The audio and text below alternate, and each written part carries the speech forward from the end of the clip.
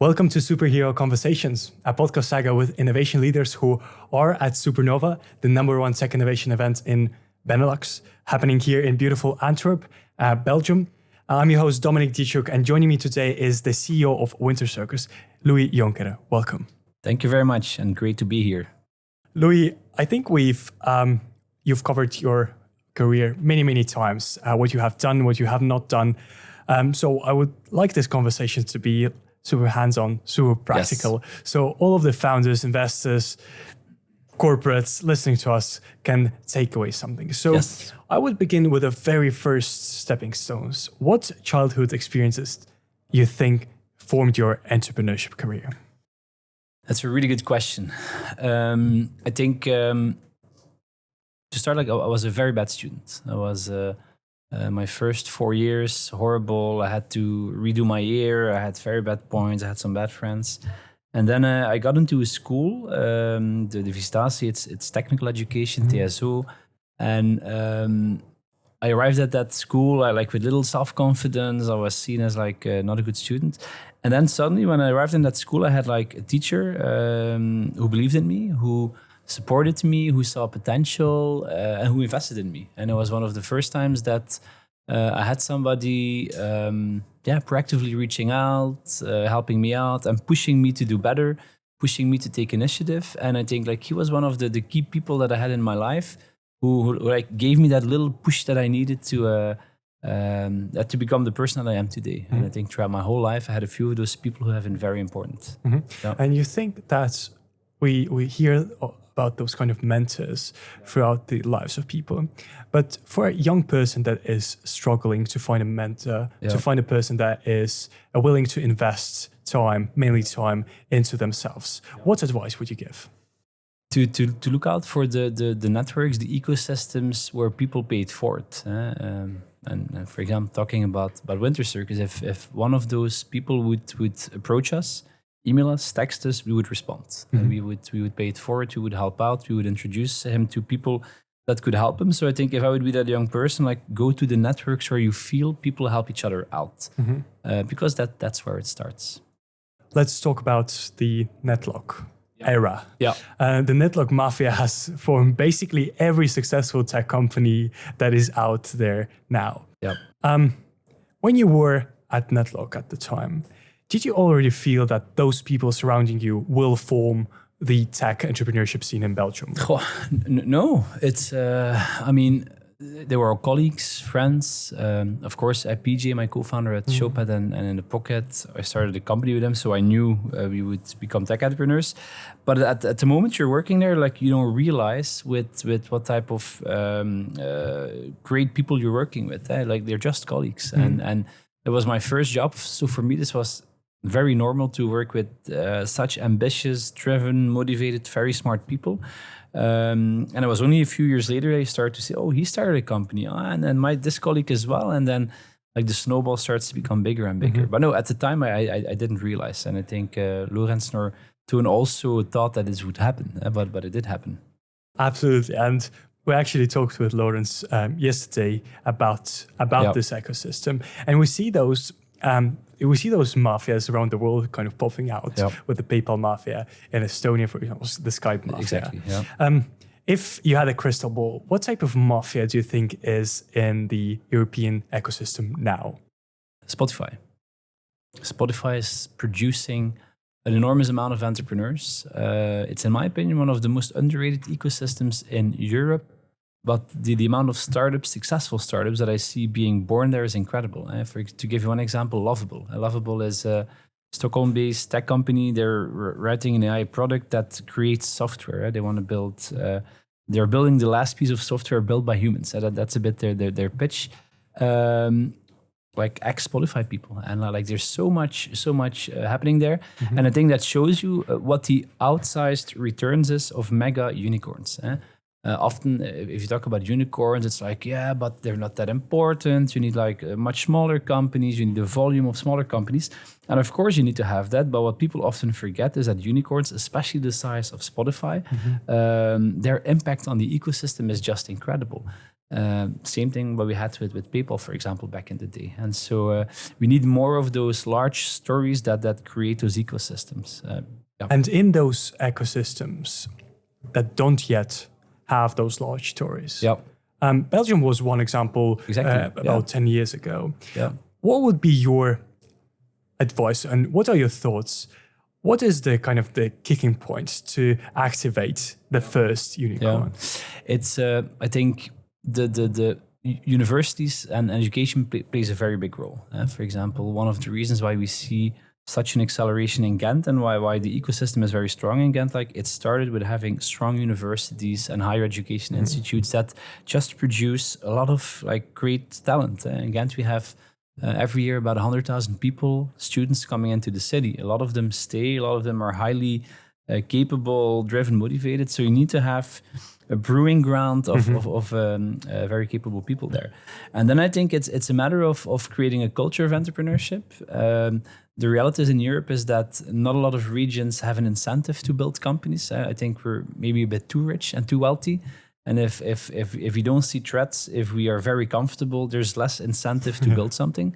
I think that's one of the reasons why Estonia is such a good, strong ecosystem, because like you have some real physical threat nearby you, and that puts something in the brains of people that it's about survival, that's about being strong. But in Belgium or the Netherlands or France, like that's much less the case. So bringing that culture of entrepreneurship, of taking risk is very important. And then again, you cannot hack that. Like it has to grow organically. You know, like one day there will be a large tech company, they will generate a mafia, and then that mafia will spread itself after that. Fantastic. But I would argue here that the universities are kind of technically the opposite that you would want in a company. You have 4 years basically that you are given exercises and the tasks that you don't think yourselves. It's true. Why do you think universities, and in particular, having international students, universities, is important? Yeah, and I think first of all, it's a concentration of a lot of talent. I think that's ultimately what you have. But I totally agree. Like universities aren't the places where entrepreneurial talent gets born. Like often the opposite. I gave it in my talk today that I said, like, look, in Belgium, we have some of the best universities in Europe. University of Ghent, KU Leuven. We have research institutes that are world class. They produce patents. They produce a lot of intellectual property, but they're not transforming them into companies that create wealth and that grow. And that's a big problem. If you compare that, for example, with an Oxford or a Stanford or a Berkeley, like we're miles below what they're doing. And so we need to change that mindset. But as a starting point, I mean, universities gather smart people. And if amongst those students, you will have people who want to be an entrepreneur, even though that the institutes don't push that. So it's... Absolutely. You mentioned the kind of difference between different universities. But I would argue even the UK has the best universities in the world, but their spin-offs are not as best as the US. Exactly. So we basically have this whole continent of Europe that is producing talent unlike any other country in the world. Yeah. And yet still US has more spin-offs, more companies that create impact. Why is that? I think a few things. I think, first of all, and that's one thing, we'll always have a handicap compared to the US, and that's we don't have a homogeneous market. Like we will never have. And yes, you can have better legislation, we could go to a unified incorporation model, whatever it be. But selling to somebody from Estonia is totally different than selling to somebody from France, Germany, Italy, different language, different culture. It would always be harder to scale in Europe than it is in the US. And what you see happening in the US is that it's much easier to scale. Scaling means creating cash flow. Cash flow means investing more in R&D, ultimately out-competing your competitor. That's why a lot of our biggest success stories in Europe moved to the States very quickly. It's also what we did with Showpad. It's what Spotify did to the US. Because if you don't get that scale, like there will somebody else on a global level that will just outcompete you with cash and growth. And so that's that. And I think on the other hand, I do believe that we have an ambition problem in Europe. We have a lot of entrepreneurs, but we don't have that many entrepreneurs who pursue very large, ambitious goals and dreams. I joked a bit in my talk. We have enough people already developing email plugins. And there's a business to be built there, but we need our entrepreneurs to work on bigger problems. Let's build some rockets to conquer space. Let's think about curing cancer. I mean, there's so much to do. Absolutely. Yeah. And you've identified many problems. So first being fragmentation, Yep. then a lack of ambition. Yep. These are problems. What would be the solution? You need to have. There's no quick fix to that. Like it's an utopia to think that we're going to fix that in 5 years. The only thing that could fix that very quickly is a dramatic war, a trade war, something really shocking happening. And like in a way, Trump is giving us that kick right now to get on our feet. Like the way how he's doing it, I absolutely. I'm not a fan of that, but like the fact that he tells Europe to man up and to create its own defense and to be stronger economically, like I totally understand that. So a shock therapy can definitely help getting us there quicker. But in the long run, like it's like I would closely call it like a cultural reboot in a way. We just have been too wealthy, we just have been too spoiled, and we take it for granted. We take the freedoms that we have, the wealth that we have, the model that we have for granted. We think it's normal, but it's not. It's a real exception in this world. And we need to reboot education to make little kids more entrepreneurial, take more risks, think more creatively. Don't just fed them with knowledge, but let them think. But that's a long process. But it always starts with a leader standing up and making it a priority and saying it's important. I always share the story of Macron in France from like a tech perspective. He made tech a top priority in France. And if you look at the Paris ecosystem, like it's incredible what is happening there, and it shows that governments can do something about it. So you would say that if you are the ecosystem player, you would definitely need one person that kind of holds the flag, and says, "No, guys, we're gonna do it this way. Exactly. We're gonna put tech first, founders first." Exactly, absolutely. And as long as you don't have that, like it will be more difficult. But that being said, the ultimate platforms where things happen are those mafias that are large, really successful companies. Then their slipstream just creates an incredible amount of entrepreneurship. If you look at what Netlog has done in Ghent, like no government program could ever have created that much entrepreneurship. Like it's impossible. So that's also a plea to government to invest their money smart and to invest in ecosystems, to invest their money in funds who invest in tech companies. So it's absolutely. I've talked to some players in the Belgium tech ecosystem, and the ones who are not from Ghent say that it's not fair that everything is in Ghent. It's not fair. What's an argument from your side? It's in a way I don't care, and that might sound a bit arrogant, but like the point is very simple. There's just a lot to be said about proximity, and an ecosystem where you can walk to each other, where you can take a bike and bike to each other, where you can do a 5-minute ride and meet your investors, customers, colleagues, network, like just in a close, like in a central area. Just makes a lot of difference. Because in the end, business is about a human connection. It's about people getting to know each other personally. And that is just so much easier when you can do that nearby. That's the reason why we've seen that acceleration in Silicon Valley, for example. That's the reason why we see the French ecosystem booming, because it's centered around Paris, around the hub. And there's a lot of strength in that. And trying to make this happen across cities feels artificial to me. And with that, I'm not saying that we don't have to work together. Like SuperNova, like walking here around today, incredible energy.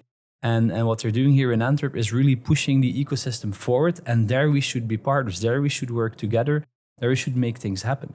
But trying to artificially create an ecosystem across Flanders, across all of those cities, it just beats the point to me. Let an ecosystem flourish, and yes, very typically you'll see that geographically around an area. And so, what I want to do with Wintercircus is then inspire hopefully people from Antwerp and Brussels to do the exact same thing.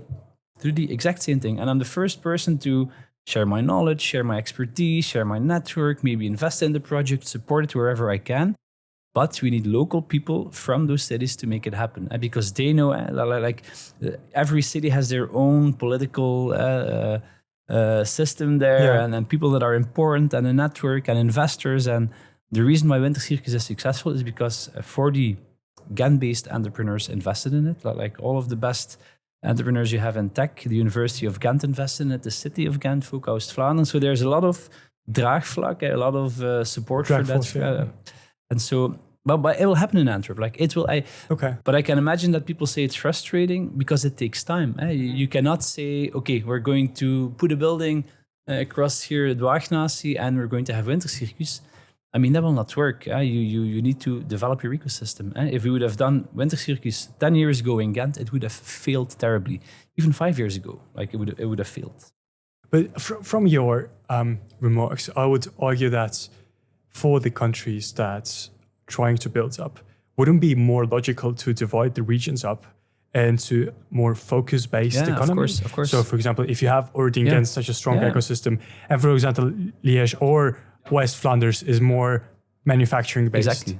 I mean, absolutely. And I think often that has to do also with, for example, in Antwerp, with the harbor, we have a very large logistical and chemical cluster. Like, I think there's a lot to be done there. I think there's a lot of competitive advantages that Antwerp has playing in that area. If you look, for example, at Kortrijk, they have the best gaming school in the world. Like, that is a reason to build a local ecosystem there that is world class, but build it around that institute. So I totally agree. We shouldn't try to make our own little Silicon Valley where we do everything. We should focus. Ghent has biotech. Ghent has what I call like that application layer. We don't have a lot of deep tech AI companies in Ghent, but we have a lot of companies building applications on top of that. SaaS, software as a service, and that's where we have a lot of expertise today. Like, we should go all in on those clusters there. Fantastic. Yeah. Let's talk about the Showpad era. Yeah. What are the main mistakes, the main fuck-ups that you had? Plenty of them. I think we raised too much money. In hindsight, probably not knowing what I know today, I would have hired as much money again, because we lived in a time where investors just were very friendly with their tickets and their valuations. And I say that because like raising too much money doesn't always help you make the right decisions. Because what you start to do is you start to pursue growth at all costs, which was for a long time the narrative in venture capital. Like, it's about growth. And if you pursue that relentlessly, you often forget the fundamentals. You often forget that certain teams are not ready, and that you have to do more product development to truly scale, that you need to put more efforts in your brand, etc. And so I think we, at a certain point, burned too much money. We were happy with the growth we bought, but growth that you buy often is not the most sustainable. And we for example, we had a product that still works very well for the manufacturing industry, medical devices, pharma, etc. We grew organically like 50-60% year over year. Like, amazing growth. Still today, that segment grows really fast. Because we had to pursue growth at all costs, we started to enter segments in the market. For example, other tech companies where we started to sell to. And because we were so good in selling, we sold our product. But our product wasn't built for that customer. Like, tech salespeople are completely different than salespeople of a Johnson & Johnson. Yeah. And then in the short term, like, you can show to your investors, we grew 100%, give us more money. But then 5 years later, it's like half of that customer base churns, and then you have a bigger problem. So that's what I mean a bit with raising too much capital. That's a mistake, and plenty other mistakes. I think hiring the right people. I think there's a lot to say about that. When you scale, it's everything. I would say, as a founder, always trust your gut feel. PJ and myself were a few times, I wouldn't say pushed, but convinced in making a decision where our gut feel wasn't there. It always exploded in our faces, always, every single time. Louis, why hasn't Showpad gone public or been acquired? So I think being acquired is not that difficult. We had several M&A offers. We never sold the company because we didn't want to sell the company. So I think that's the answer. We've believed, we still believe that we need to build a large company in a growing category. And I think, why haven't we gone public yet? The honest answer is because our growth numbers aren't good enough. We're still growing, we're profitable. But if you're not growing plus 25-30% organically, then it's just really difficult. And maybe in the pre-valuation bubble era, it would have been possible. But today, like investors are really strict. The bar has gone up, and taking Showpad public, and it might happen, but it will not happen in the next 2 to 3 years. Like, we have a lot of work to do strategically to look at our market, to identify where we have the most growth opportunities. because that is our problem. Like, is our market really big enough to pursue $1 billion in revenue? Like that's an open question. Yeah. What would it mean that if the strong visionaries like you and PJ, when you're not in the company so actively anymore, that it could theoretically never happen? It's that's a great question. A question that I often ask myself still. But I think the reality is that as a founder, founder CEO, you're the visionary behind the company. You're the soul behind the company. You drive the company forward. And as a founder, you need to become a manager of an organization that becomes increasingly complex. Showpad is a very complex organization with teams in Chicago, San Francisco, Munich. I mean, it's across the world. A very, very competitive market. And it's. I mean, the question becomes at a certain point, like, am I the best manager to manage this team? I'm a good leader, and people will follow me wherever I go. But am I a good manager to manage that complexity? That's one. And two, do I have the energy and the drive to work like that crazy hard in that context? And at a certain point, you make a decision that no, there's somebody better positioned to do that. And with Showpad, we would have never hired an external CEO. Like, never. That was not an option for me. What happened in Showpad was that Hendrik Kiesebaert, our current CEO, who worked for us for 7 years, he started as an intern, moved throughout the company, amazing guy. And suddenly, like, he raised his hand, like, I want to be CEO. Like, we had those conversations, and it just made a lot of sense for us. Because he also, like, being that, like, early in the company, he breeds our culture, he breeds our story. And I mean, if you look at the progress we've made since Hendrik joined, like, it's going in a good direction. But that question always, of course, will linger, right? Like, would the company have grown even faster if he stayed? I think you just have to be very honest with yourself. And if you're not able to put in the work and the energy to make it happen, it will be really difficult. And then you often have startups not working out because the founders can't let go. It's a bit of a balance. You've recently wrote that you spoke to a VC fund. Yeah. That is investing heavily in Ghent. Very heavily. And that VC fund doesn't want anybody to know that Ghent is a real place. Yes, exactly. Because the returns on investment are just out of the roof. It's crazy. Yeah. What differentiates that Ghent ecosystem from other emerging startup ecosystems? And even if you could give your kind of perspective, maybe it's overhyped. No, it's not. I mean, it's a hype right now. Like, I will not disagree with that. But that being said, the inherent quality of the startups that I see, of the companies that are being founded, is impressive. And take, for example, Aikido. Aikido is, from my perspective, a real product of the Ghent ecosystem. Roland, the one of the founders, worked at Showpad for 7 years. Yeah. Willem Delbare co-founded Team Leader. After that, he did Efficient. They're one of the fastest growing startups in Europe. Like, by far, if you look at the quality of their product, how they're executing, I mean, it's happening in Ghent. Like, Aikido is happening in Ghent because, I mean, that's where they hire their people from, their expertise, their initial fundraising. And we'll see more stories like that. And of course, like, some companies will serve the hype and will implode. That will happen. It happens in every ecosystem. But fundamentally, like, we just have more maturity. We have more people in Ghent who have done it, who have experience. We have more people willing to invest in startups. And what you see happening now in the last 2 years, and I think Wintercircus is a catalyst for that, is that whole pay-it-forward mindset, which is what I consider the secret ingredient of Silicon Valley. Just an ecosystem of experienced people who are openly helping each other, who don't expect anything back, and who just want to move, like, that ecosystem forward. And there's a big group of people willing to do that, starting with the shareholders of Wintercircus. Okay.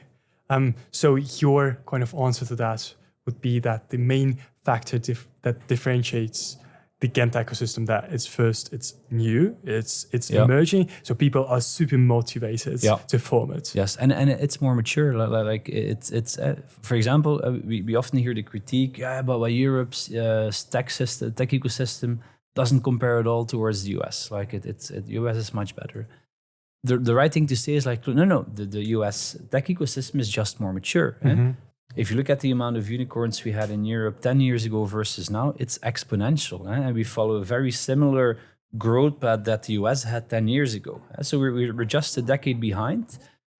Because again, like this is not something you can hack. Like an ecosystem takes time to develop. And we're just a little bit further ahead. Fantastic. That's it. Yeah. So Louis, let's talk about Project Europe. Yeah.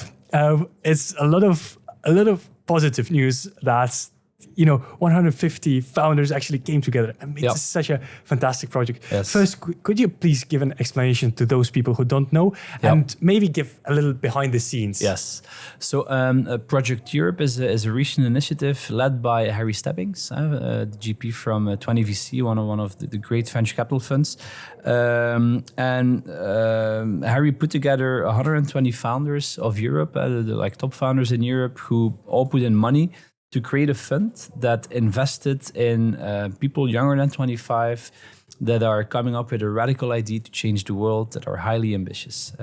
And it's a bit an analogy with the Peter Thiel Fellowship, where you have a very similar narrative. But why did it happen? Like in C, creating a fund, it's now 10 million. It will grow drastically in the years to come. The fund itself is not, that's spectacular. The reason why it's founded is, and I think what is starting to happen in Europe is that European founders, people with ambition, people with experience, are fed up that the world is shitting on Europe. That we are not a place where you can innovate, where you can build companies. We think differently. We think we have the talent. We have the knowledge, we have the schools to help us out. We have a lot of challenges, but in essence, we have all of those ingredients. And we want to give young entrepreneurs the chance to be invested by, but also to be mentored by the top entrepreneurs in Europe. And that's why we've put together this fund to show the world, like, no, it can still happen. Knowing that there will be a lot of work. We build great companies in Europe, but I think we should build much more great companies. Like we deserve to have many more unicorns, trillion-dollar companies. Like it should happen here, and it's a pan-European movement in a way. Fantastic. And maybe you could tell me, how did it start? Did just Harry WhatsApp everybody? Guys, we should all come together. I think the people that Harry WhatsApp are all people he knows. I communicate with Harry frequently, and we regularly talk about the strengths we see in Europe, the potential we see in Europe, but also the fact that we disagree with the narrative that Europe isn't a place for innovation. We just disagree. And what you start seeing is, of course, is that geopolitically you have President Trump who's shitting on Europe like more than ever before. And in a way, he's kicking us awake. And I think that's probably the positive effect of it. And I think that probably triggered this whole movement. That's like, okay, now is the time to do it. Because if we are now not going to stand up and take initiative, like who else will do it? And I think it's that responsibility that a lot of entrepreneurs across Europe start to feel. It's our task, it's our responsibility to take a step, to move faster, to support more. And it's really encouraging to see. Fantastic. No, this is just so positive to see. And I think the main value that the VC fund itself, it's not really different from all the other. Exactly. But the network behind it, yes, absolutely. It's just that's from one VC fund, you basically have access to everybody, top of the top, everybody, and everybody. So how did it went? Like Harry just WhatsApp me like, hey dude, this is my idea. Are you in? I'm in, of course. But all 120 entrepreneurs were like that. Yeah. Everybody was like within 5 minutes, like. This is a no-brainer, and thank you for doing this. And it's Let's talk about Europe. Yeah. Louis, what will it take for the next trillion-dollar company to be born in Europe? That's a really good question. It's I think the potential next trillion-dollar company is already built. I think that they're building. And we will have those exceptions. For example, in Belgium, you have Udo. You probably know Udo. It's insane what they're doing. It's insane. And I believe, will it be worth $1 trillion? Well, like that's maybe very ambitious, but they have some potential to get really far. I think what we're lacking in Europe, and that's partly what we want to do with Project Europe, is we don't have enough entrepreneurs who pursue $1 trillion opportunities. Too many of our founders are focused on problems that are too small, which I think is a huge difference with what you see in some pockets in the United States, but especially what you see in China and in Asia. If you think, for example, about robotics, robotics will drastically change everything. Like it's an as powerful technology as AI, especially if you bring the two together. If you look at the level of innovation that is happening in robotics in Asia and in some Asia in the US as well, and if you compare that to what we're doing in Europe, like it's horrible, it's crazy. And in a way, we forgot to take those huge risks, and that's why we see much more in the United States, for example, where venture capital is willing to take much more risk. Like there's a bigger risk appetite. I think it was Jeff Bezos who said it in an interview a few months ago. He said, look, the only reason why we have more successful companies is because of the investor appetite for risk. And I think we just have less appetite for risk. That's a cultural thing. But it's something that is evolving, and we have to give it time. But I hope in the next 5 years we'll start to see really big bets start. Companies that will want to rethink how the planet works, how society works. It will happen. We just have to be patient. But governments can mobilize money. I think that's a big one. We need to have more big funds in Europe, funds that can do checks of 50, 100, 200 million. We just don't have enough of them. Most of those funds are in the US. And if you have those funds managed by investment managers who are experienced, who want to take risk, then we'll have a chance. But as long as the big money doesn't follow in Europe, like it will be difficult. We just had a venture capital person from European investment funds, and he brought some interesting statistics that you basically have $10 billion funds in Europe versus I think it was like $100 billion funds in the US. Yeah. It's just exponential. And one of the main problems is that the pension funds who have a lot of money, they do not invest in the European funds, even though they do invest in venture capital in the US. Louis, my next question is really serious, really serious. Let's imagine tomorrow you will quit your job as the CEO of Wintercircus and become the European Commissioner. Yeah. What will you do? I think I only want to become commissioner if I get special rights to change everything. I think I think how the European Union Commission is structured from a constitutional perspective just doesn't work. It doesn't work. It's too slow. We need consensus with 27 member states, apparently now 26, with Hungary that often is being kicked out of the whole process. But it's too slow. We can be decisive. We can go fast in Europe because the whole process takes too long. There's a case to be made that we have to be careful because of democracy.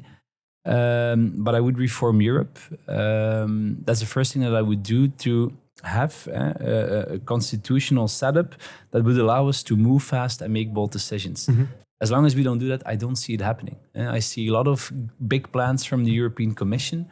And of course, when you're writing an inspirational text that we're going to do this and that, and everybody kind of agrees, but the moment you start to go into the details, countries will set vetoes, Germany will protect this, and it becomes very hard. So I'm not convinced that the European Commission is the answer to our problems, unless they completely change how they operate. What I do see happening instead is like a pan-European initiative of countries that form a coalition of the willing. Countries that suddenly see this is not going in a good direction. It's going too slow. We need to move faster and are going to organically create that. For example, one of the things that we urgently need, we need a European NASDAQ. We need a European public listing or public stock exchange that has capital, that is attractive, that has a good brand. In Europe today, every country has its own little stock exchange. It doesn't work. But I don't think the European Union will create that, because I think there will be too many issues, too much delay. And once we have that, it will be finished. So your answer would be that if you could become the commissioner tomorrow, so you would go, guys, we're reforming the system. We're making it quick as possible. Still democratic processes involved. And we're making a pan-European stock exchange. Exactly. And we want to make sure that we give the European Commission a democratic mandate, because they don't have that. Like people can't vote for the European Commission, they can't do that. So I think that's a problem in itself. But then again, if you try to do that, then you will have some countries who disagree, like who don't want to have that. And so I think it's a tricky situation. But my bet is that we'll have a pan-European coalition of the willing. That's a really reasonable thing to do, I think. We don't see a lot of entrepreneurs going into politics. Do you think it's a problem? It's a huge problem. It's a very big problem. And to be clear, like I don't want to go in politics. I think I can have much more impact as an entrepreneur. But entrepreneurs are people who don't see problems; they see opportunities. There are people who want to build, who are not afraid of taking on hard challenges. There are people who take risk, and we need that mindset more than ever. I often compare it like you need to have wartime leaders versus peacetime leaders. I think the European Union the structure was based on a peacetime period, and then it worked. When you go in war, you need people who take initiative, who dare to act, who take risks. And I think having some entrepreneurial drive in politics would definitely help. Absolutely. But the thing is, what is keeping entrepreneurs out of politics is the slowness of the institution, the process, the consensus you need. And because it is so complex and you have to take into account so many different things, like people don't want to play the games. People just want to create a vision. They want to execute a plan. They want to move ahead in a way like Trump is doing, right? And I absolutely don't agree with a lot of the stuff he's doing. But in the US, there is a constitutional setup where he can move fast and pursue his agenda relentlessly. And the Doge movement, I mean, there's a lot to be said about that. And I disagree with a lot of the craziness that Elon Musk is rambling on X and how he's saying all of the stupid things. But in essence, we need every country needs a Doge. There's a lot of waste in government. There's a lot of money that is not wisely spent. There's a lot of fraud. I absolutely agree with that. But in order to do that, you need a system where you can do that. But then, of course, there's then a very tricky balance with democracy. And so, and Europe, rightfully so, is a little bit more careful there. But we have to make sure that our respect for democracy, which is important, doesn't ultimately put us in ruins because we're behind everybody else. And I think that's the difficult balance that we have to strike in the next decade. Yesterday, your colleague of the ecosystem, Lawrence, told us about the problem of the liquidity on the stock markets, that basically no IPOs are happening on the Belgian market. Yeah, I know. What could be the solution of actually having more liquidity and actually more companies going to stock market? I would say create a pan-European stock exchange. Okay. That's for me the answer. More liquidity, more large investors, a better brand, better management, all of that. But look, I would argue that this is definitely the thing that we should do. But there are companies now, going not only in Belgium, but in Benelux region, in Estonia and so on. But just the markets, you need to go either to London or you need to go to Nasdaq, and you take that money away from the local ecosystem, and you bring it out to London. What can we do now? I mean, on a national perspective in Europe, I don't see a lot of solutions there, because I think a company will try to pursue the biggest valuation, and you'll get the biggest valuations on the US stock exchange and on the London stock exchange, especially in the US. And as long as that happens, then I think we'll be faced with that situation. It's the same thing with entrepreneurs who want to pursue late stage funding. I mean, if you just have the best investors in the world sitting in the US, then as a rational entrepreneur, you will choose for the best investor. So we need funds with great investors, with great investment managers. And so on the national stock exchange thing, I don't see it. I don't see room for national stock exchanges in a pan-European context. I think if we really want to build large companies, we need to have more capital, more great investors, and I think we have to centralize that. Okay, so we identify basically the problem that we need to create a pan-European stock exchange. Yeah. What do you think is...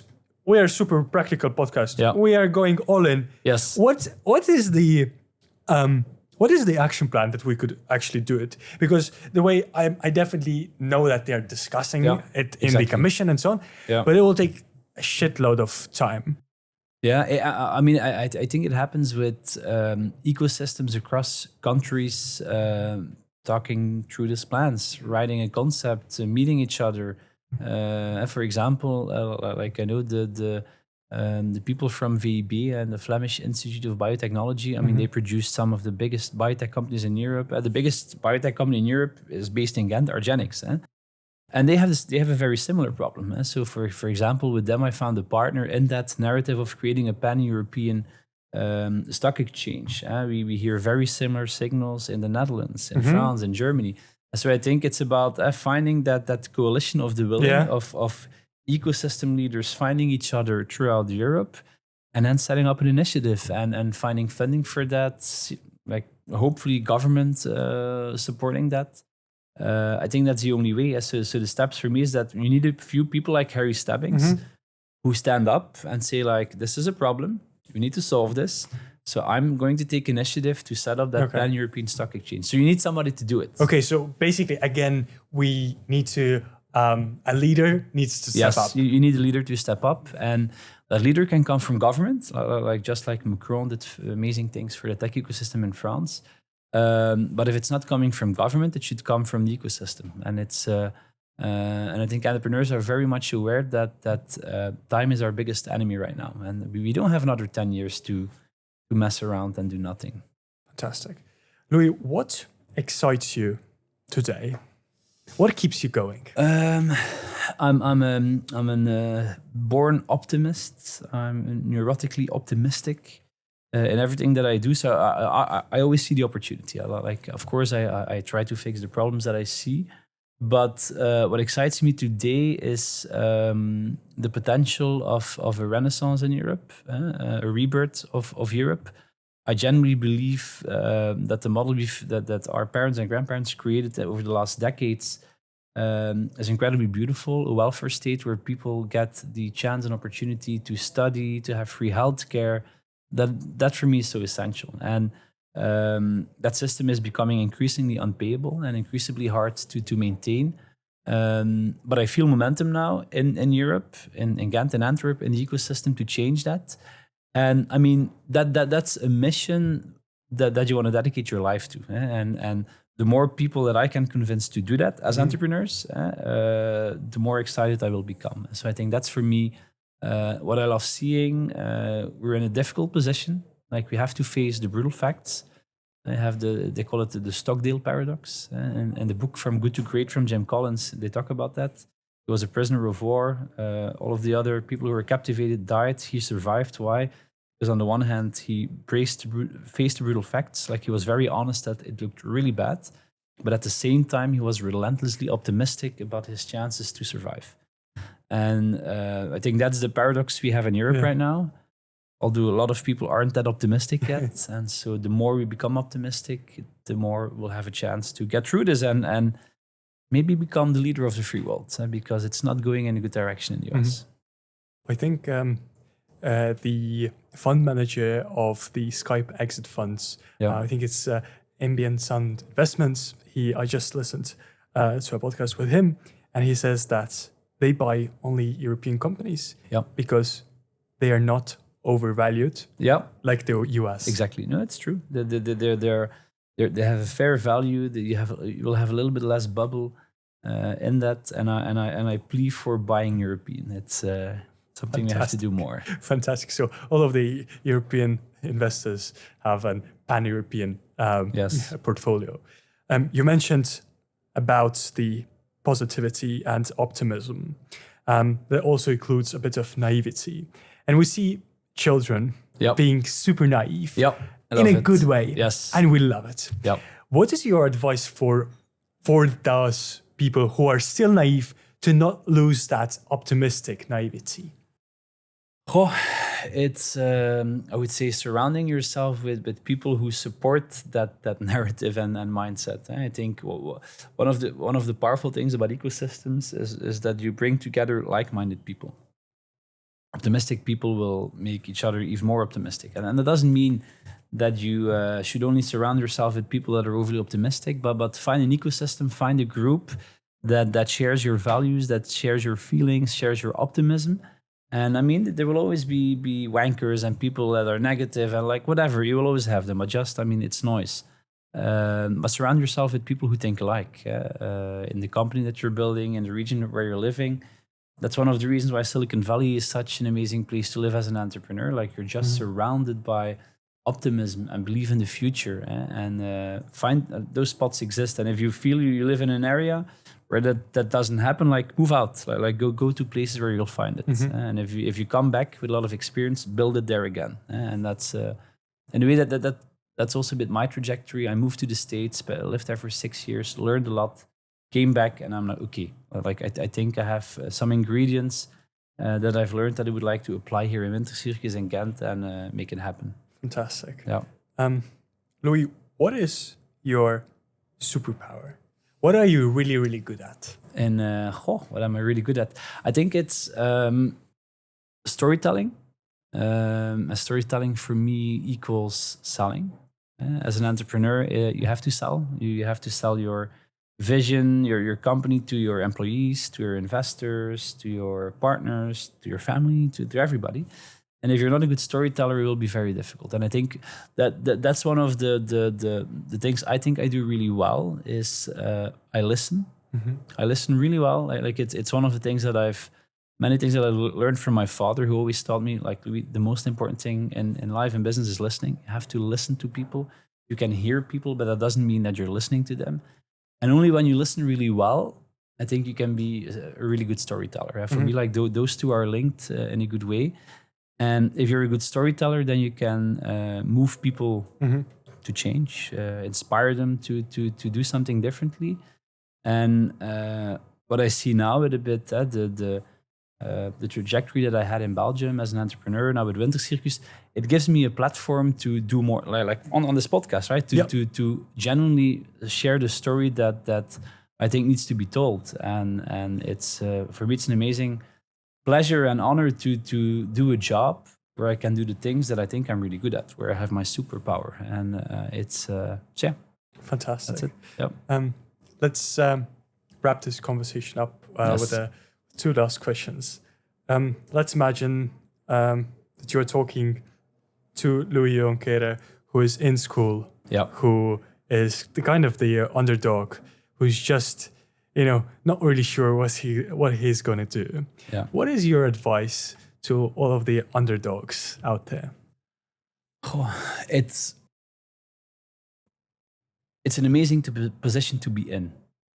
It's being in an underdog position gives you certain strengths, gives you a certain drive that people who are not an underdog don't have. So try to put your perceived disadvantage into your biggest advantage. So I think that's feedback that I would give. Like, it's great to be an underdog. Fantastic. Yeah. My last question, maybe the most important and the hardest one. Louis, what do you want to achieve in your lifetime? What is your dream? That's a really good question. I think I'm not motivated by material gains. Absolutely not. Never have, never will be. I think if I, in the end of my life, can say that I made a material impact on growing and maintaining the welfare state model that we have in Europe, then I'll be a very happy person. Because it's a model that gave me all of the opportunities that I needed. I come from very humble beginnings. I didn't grow up in a wealthy family, but the welfare state gave me all of the chances that I got. And I would find it horrible to die in a society where we cannot give those opportunities to people like me or everybody else. And if I can have a material impact in that, then I'll die as a very happy person. Then I think I will have added my work to society and contributed. Louis, I mean, this is just an amazing conversation. Thank you. Thank you so much. We've covered from political topics to we talked about a lot. We talked about everything. So thank you so much for this conversation. Thank you for the great questions. Thank you. Thank you. And it's a wrap. Yeah, no, great questions. Loved it.